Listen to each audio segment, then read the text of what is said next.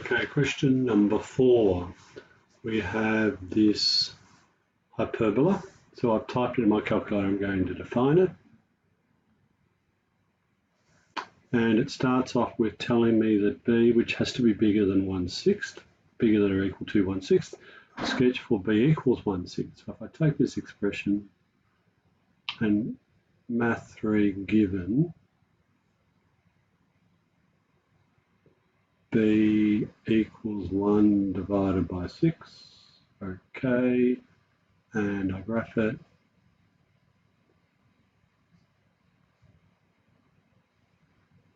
Okay, so I have an asymptote at -3 and -2. So 1, 2, 3, -3. X equals -3, y equals -2. It goes through the origin, so it looks like this. 1, 2, 3, down 2, 1, 2, 3, also goes through that point there. And that should be at -6, -4. Using symmetry, I count across 3, down 2 to get to the intersection of the two asymptotes. So I need to go down another 2 and over 3 to get to the second point. Okay. And I can say that the area trapped, since 0, 0 is on the curve, there is no trapped area. So therefore 0. Okay. Now part B says, approximate the area trapped when B equals 10 and when B equals 20. So what I'd like to do is I'd actually like to grab this, edit, copy, and jump over into graphs and tables and edit, paste, and set up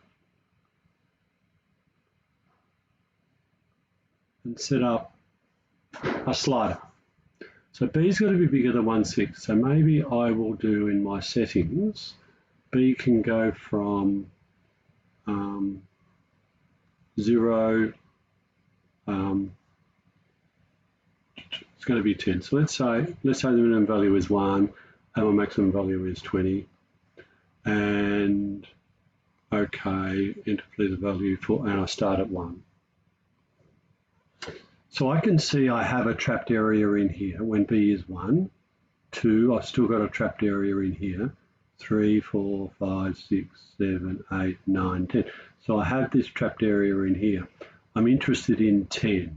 So analysis, G solve root, that x-intercept is -2.95. I'm going to -2.95. Analysis, G solve integral from -2.95 to 0.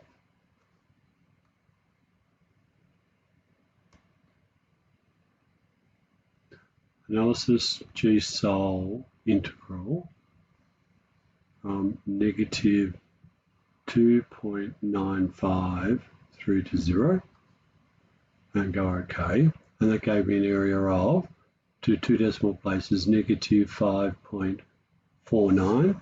So the area equaled 5.49 positive. And then if I jump back up here and I want to move it along to 20, I can see that at 20, analysis G solve root, my x-intercept is -2.975. So I might do analysis G solve integral -2.975 through to 0. And that gives me a shaded area of 5.71. Now, I can see that this is the area I'm interested in, and these asymptotes don't move. So, as m gets larger, this is going to be my hyperbola, so that is my area. As m gets larger again, I'm going to get closer and closer and closer and closer to these asymptotes, which means this is going to be my area. As m approaches infinity, then the curve is going to get closer and closer and closer and closer. And since I have a rectangle, as m gets really, really, really big, the area is going to fill this rectangle.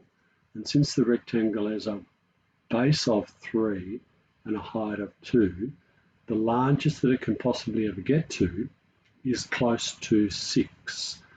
The smallest possible area is 0, because I know that because that's what happened in this situation. And my largest possible value will be 6, and it approaches 6.